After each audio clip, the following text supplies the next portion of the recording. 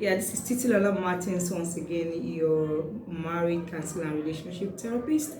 So this is for women, okay? So you are out there and your husband hardly wants to stay with you. He's always wanting to hang out with his friends out there and he hardly stays at home. So what should you do? Okay, so number one, I'm going to tell you, reduce your nagging.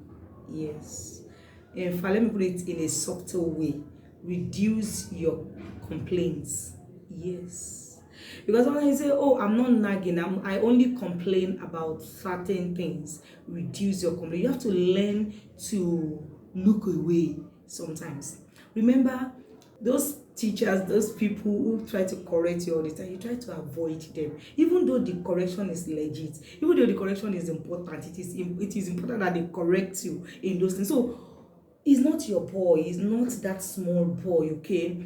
Rather than having to complain over things, because I'm not saying she sweep things under the carpet also, rather than having to complain at every instance, because that is what actually culminates to nagging, rather than complain at every time that things happen, create time to discuss issues, create time to have conversations together on issues, okay?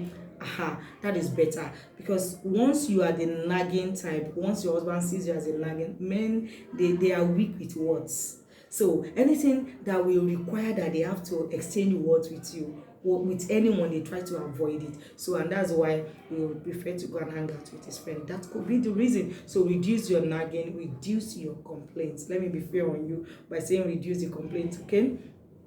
Secondly, make your home a bit more habitable. So try and look at it. What is making this place uncomfortable for this guy, since you want him to be around, except you don't care? Okay, so try and make it a bit more habitable for you, okay? So try to look at that thing. What could be making him going out there? What could be making him uncomfortable in this house? It could even be arrangements. Seriously, it could be the arrangement of the room. It could be the way he sees everything when he comes back from work. It can be anything, okay? So try and find out that, okay? Another thing, this one is a bit funny. Try and be more of a wife than a mother. Yes, that's a conceptual statement actually, okay?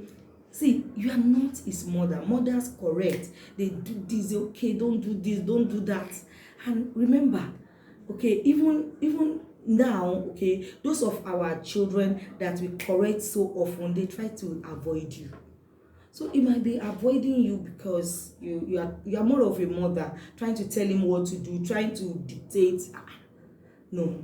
Okay, so watch out. That could be the reason. It may not be in your case, but just in case, just try and look at it. Be more of a wife than a mother. In fact, let's even put it better. Be more of a friend. That friend that is looking, after all, is going outside to meet friends. Okay, so be that friend that is looking outside for. And before you know it, he starts staying behind to have conversations with you. And this is also very important. Deal with the underlying factor.